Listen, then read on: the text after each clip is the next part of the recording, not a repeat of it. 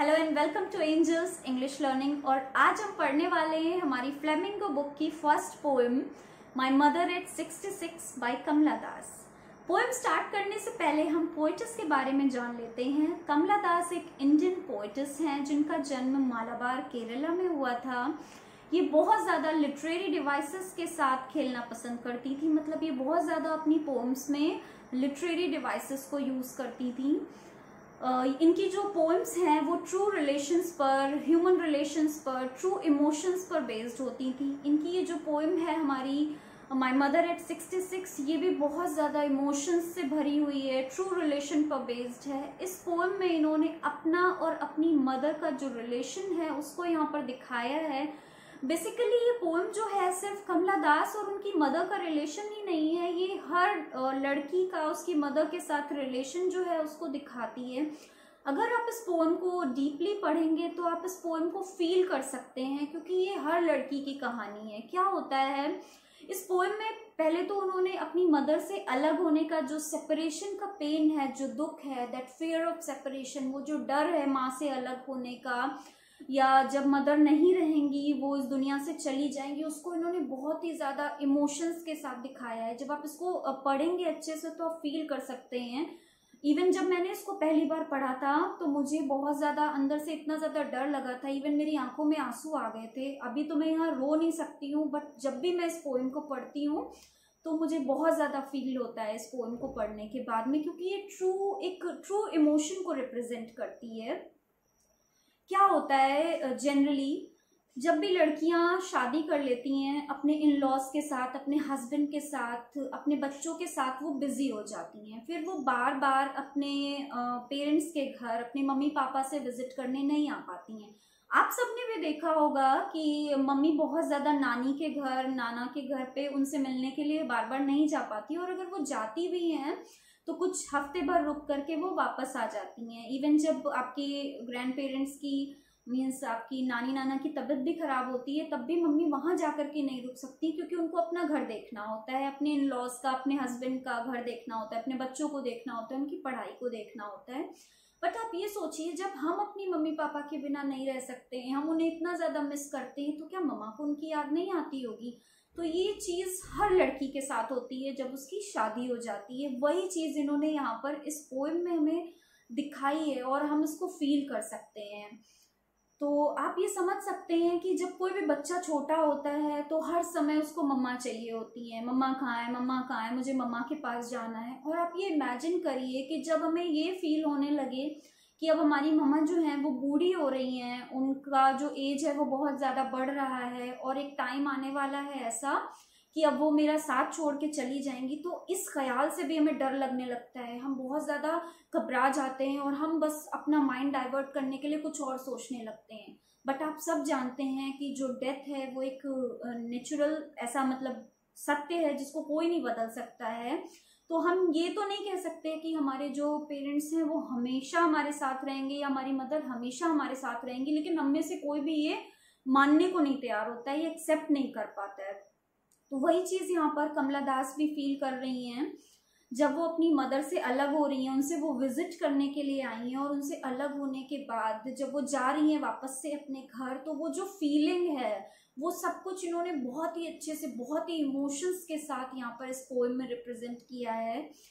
तो आप इस पोएम को प्लीज़ मेरे साथ लास्ट तक ज़रूर सुनिएगा और आप इसको फील कर पाएंगे। अपनी मदर की इम्पोर्टेंस आपको अच्छे से समझ में आएगी। ये एक ऐसा गॉड का जो सबसे ब्यूटीफुल क्रिएशन है ना, मदर, भगवान की बनाई हुई सबसे खूबसूरत चीज़ जिसका कोई कंपैरिजन नहीं है ना। हमें ज़रा से भी चोट लगती है तो हमारी मम्मा को पहले पता चल जाता है, उनको पहले दर्द होने लगता है। तो इस पोएम से आप उस लव को, उस अफेक्शन को फील करने की कोशिश करिएगा। और अगर कभी भी आपने अपनी मदर को हर्ट किया है या अगर आप उनकी इम्पोर्टेंस को नहीं समझ पा रहे हैं, तो एक बार इस पोएम को सुनने के बाद, उसको पढ़ने के बाद उसको फील करने की कोशिश करिएगा कि वो कितनी स्पेशल हैं और ये ऐसा गॉड का गिफ्ट है जो दोबारा नहीं मिल सकता है। तो प्लीज़ आप इस पोएम को मेरे साथ लास्ट तक ज़रूर देखिएगा, इस वीडियो के एंड तक बने रहिएगा। तो चलिए स्टार्ट करते हैं हम हमारी पोएम का एक्सप्लेनेशन।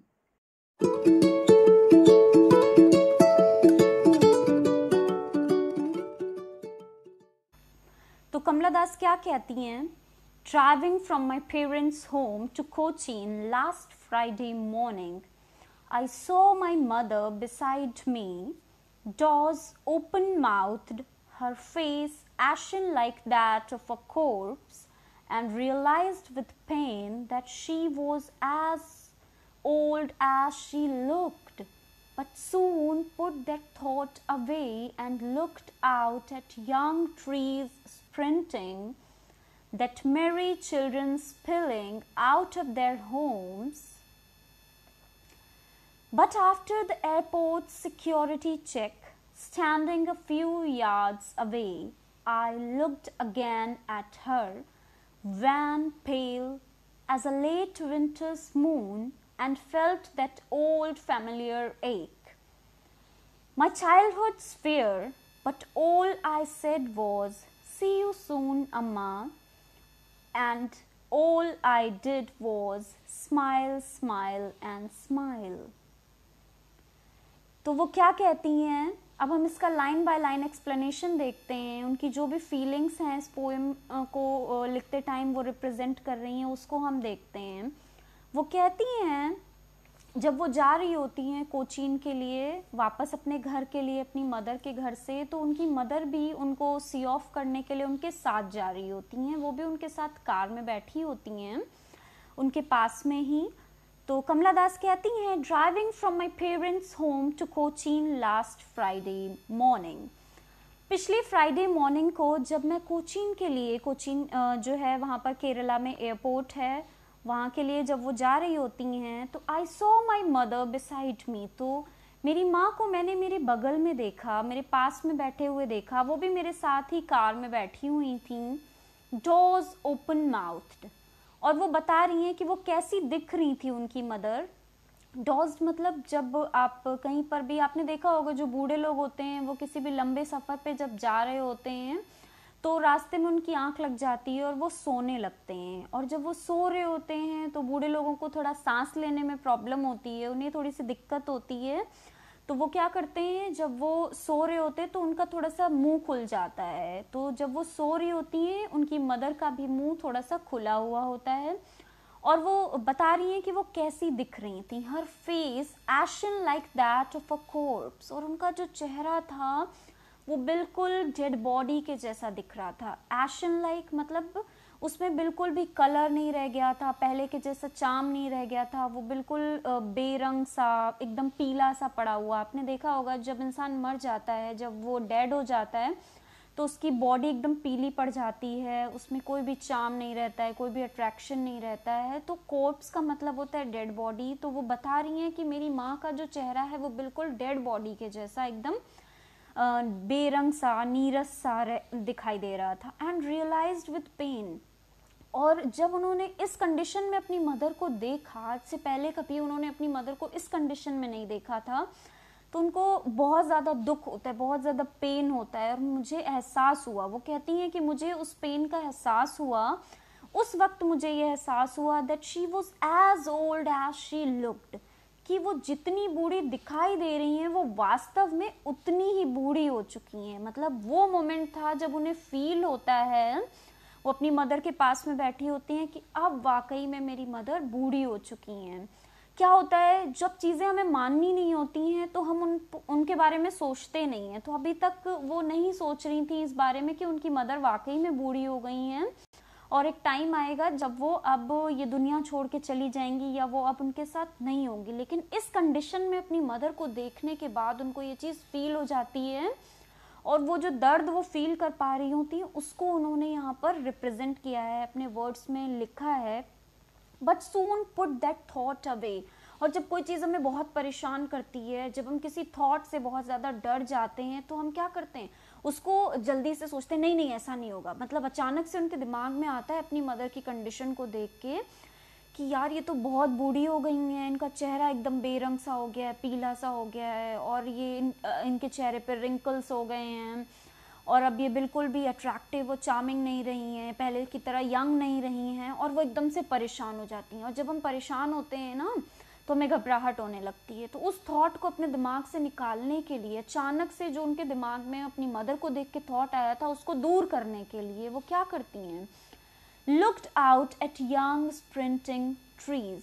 मतलब क्या होता है, हमारी ये आदत है, जो चीज़ हमें नहीं माननी होती है उससे हम अपना माइंड डाइवर्ट करने के लिए क्या करते हैं, हम कहीं और देखने लगते हैं या कोई और काम करने लगते हैं। तो वो भी यही करती हैं, उस चीज़ को सोच सोच के वो परेशान हो रही थी, तो अपना माइंड डाइवर्ट करने के लिए वो एकदम कार के बाहर देखने लगती हैं।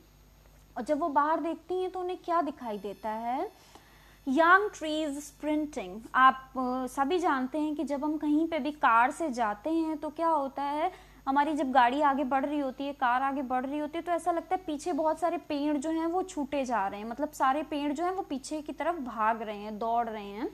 तो उनको क्या दिखाई देता है, कार के बाहर जब वो देखती हैं कि पेड़ जो हैं वो बहुत तेजी से भाग रहे हैं। इन्होंने यहाँ पर पेड़ों को भागते हुए क्यों यूज किया है, क्या मतलब बताना चाह रही हैं वो इसकी मदद से, वो ये बताना चाह रही हैं कि जो यूथ होता है, जो चार्म होता है, हमारा जो अट्रैक्शन होता है, वो भी बहुत तेज ऐसे ही टाइम के साथ में बीतता जाता है, भागता जाता है। ये कुछ भी परमानेंट नहीं होता है। आपने देखा है कि यंग एज में, यूथ में हर कोई कितना अट्रैक्टिव, चार्मिंग, ग्लोइंग होता है, और जैसे जैसे वो बूढ़ा होने लगता है उसका अट्रैक्शन कम हो जाता है, वो उतना ज़्यादा एक्टिव नहीं रहता है, उतना ज़्यादा अट्रैक्टिव नहीं रहता है। तो वो अपनी मदर को देख करके उन ट्रीज़ के साथ कंपेयर कर रही हैं और सोच रही हैं कि अब मेरी मदर भी जब अपनी यंग एज में थी तो वो कितनी अट्रैक्टिव थी, कितनी एक्टिव थी, कितनी चार्मिंग थी, कितनी ग्लोइंग थी, और अब वो बिल्कुल ऐसी हो गई हैं, बिल्कुल भी अट्रैक्शन नहीं रहा है, एकदम बूढ़ी हो चुकी हैं। अब वो बिल्कुल भी कोई भी काम वो उतनी एक्टिवनेस के साथ में नहीं कर पा रही हैं। और वैसे ही क्या होता है, यूथ और टाइम भी पीछे छूटता जाता है, ये परमानेंट नहीं होता है। एक टाइम ऐसा भी आता है जब सब कुछ खत्म हो जाता है। तो वो ट्रीज के भागने दौड़ने से वो यहाँ पर हमें ये बात समझाने की कोशिश कर रही हैं। वो आगे कहती हैं, the Mary children spilling out of their homes. Mary children का मतलब होता है खुश बच्चे, मैरी चिल्ड्रन मतलब बहुत छोटे छोटे खुश बच्चे, स्पिलिंग का मतलब होता है निकलना बाहर की तरफ। तो वो छोटे छोटे बच्चे जो हैं उछल कूद करके अपने घर के बाहर से निकल के आते हुए, खेलते हुए दिखाई दे रहे हैं उन्हें रास्ते में, सड़क पे। तो वो ये बताने की कोशिश कर रही हैं कि एक टाइम ऐसा भी होता है हमारी लाइफ में, क्या होता है, जो छोटे छोटे बच्चे होते हैं वो कितने खुश होते हैं। जब हम सब छोटे थे तो हमें कोई भी टेंशन नहीं थी, कोई भी प्रॉब्लम नहीं थी, तो एकदम वो खुश होते हैं, हर चीज़ में एकदम बेफिक्र होते हैं। छोटे बच्चों को सिर्फ एक ही टेंशन होती है और वो होता है होमवर्क।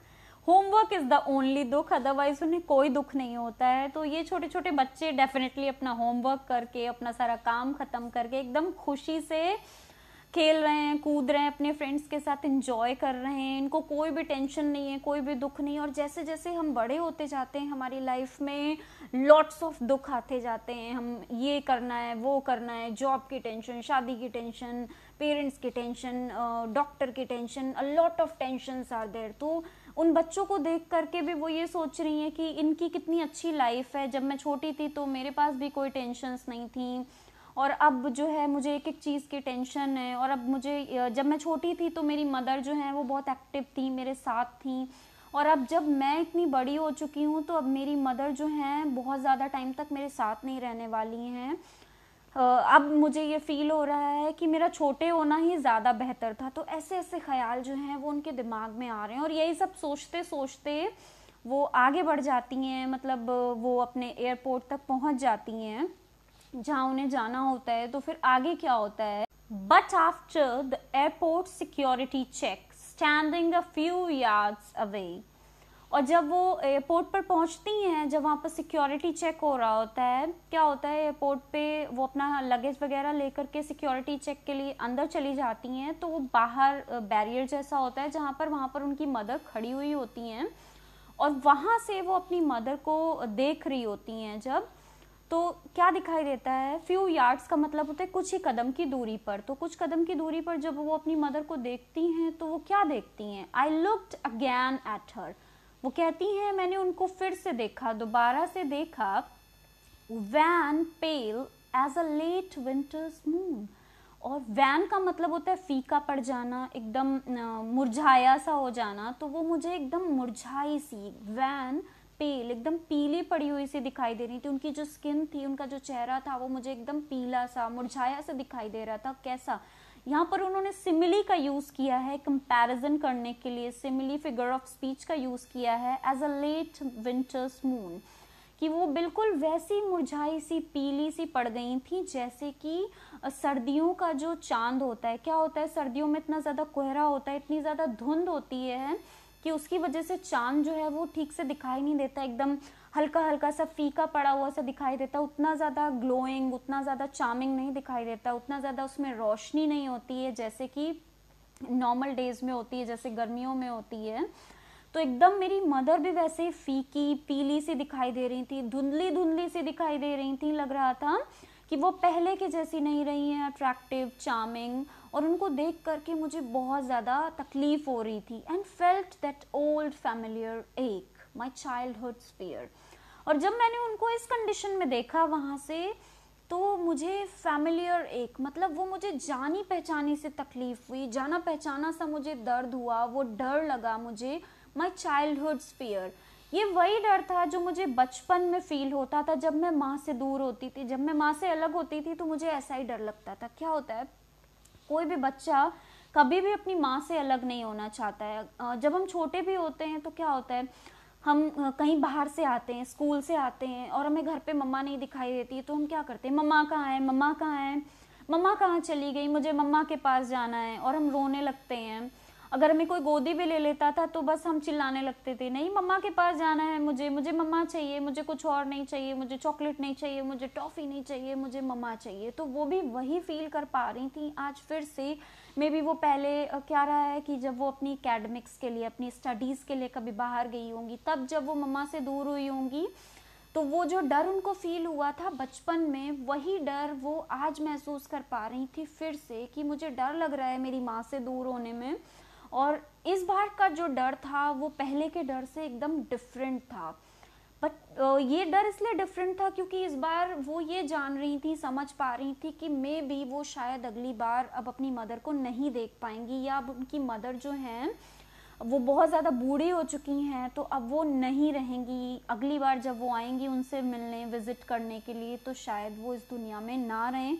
ये सारी चीज़ें सोच सोच के वो बहुत ज़्यादा घबरा रही थी, डर रही थी, परेशान हो रही थी, बट ये उन्होंने अपने चेहरे पे नहीं दिखाया। क्या होता है कि जब हम डर रहे होते हैं, परेशान होते हैं, तो हमारे चेहरे को देख करके हमारे अपने भी परेशान हो जाते हैं। या कोई बीमार होता है तो हम उसके सामने अगर रोएंगे, परेशान होंगे, उसको ये फील कराएंगे कि वो मरने वाला है या वो बीमार है, वो कभी ठीक नहीं होगा, तो उसकी खुद की जो विल पावर होती है, जीने की जो इच्छा होती है, वो ख़त्म हो जाती है। तो वो भी ये अपनी मदर को फील नहीं कराना चाहती थी कि उन्हें बहुत ज़्यादा दुख है अपनी मदर को इस कंडीशन में देख के, या वो ये सोच रही हैं कि अब उनकी मदर जो हैं वो ज़्यादा दिन तक ज़िंदा नहीं रहने वाली हैं, या वो अपनी मदर से मे बी अब दोबारा नहीं मिल पाएंगी। ये सब वो अपने चेहरे पर नहीं दिखाना चाहती थी।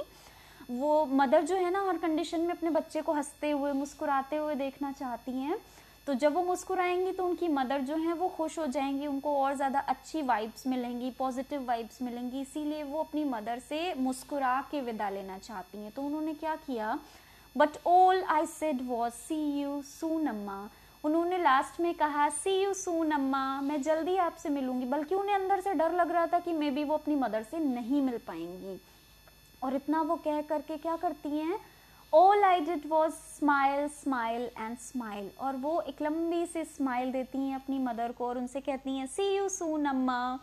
इतना कह के वो वहाँ से चली जाती हैं अपनी फ़्लाइट के लिए। तो आपने देखा कि इतनी बड़ी होने के बाद भी, इस एज पे पहुंचने के बाद भी कमला दास अपनी मदर को इस कंडीशन में देख करके इतना परेशान होती हैं, उनसे दूर होने के, उनसे सेपरेशन के ख्याल से वो डर जाती हैं, परेशान हो जाती हैं। तो आप ये सोचिए कि कितनी स्पेशल है मदर हमारे लिए, क्योंकि वो हमें दूसरी नहीं मिल सकती हैं। मदर फादर जो हैं वो एक ऐसा गॉड गिफ्ट हैं जो हमें दूसरा नहीं मिल सकता, इसलिए हमें उनकी हमेशा कदर करनी चाहिए, उनकी केयर करनी चाहिए, उनके प्यार को समझना चाहिए। वो जो हमसे एक्सपेक्ट करते हैं हमें उनके लिए वो करना चाहिए, क्योंकि वो अपनी पूरी लाइफ अपने बच्चों के लिए लगा देते हैं।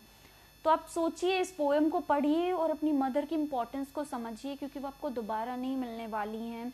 नो मैटर आपकी एज क्या हो जाती है, वो हमेशा आपको अनकंडीशनल लव करती हैं। तो आज इस पोएम को पढ़ने के बाद जाइए अपनी मम्मा को एक टाइट वाला हग करिए और जब वो पूछे कि क्या हुआ तो बस स्माइल कर दीजिए, कहिए उनसे आई लव यू और उनको फील कराइए आप उनसे कितना प्यार करते हैं।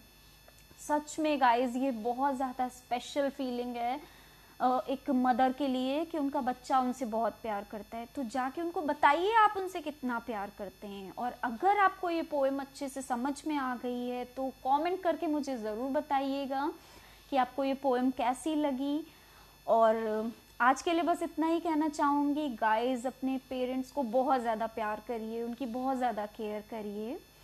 एंड मिलती हूँ मैं आपको किसी न्यू इंटरेस्टिंग टॉपिक के साथ। तब तक के लिए सीखते रहिए और अपना ख्याल रखिए। Bye, take care.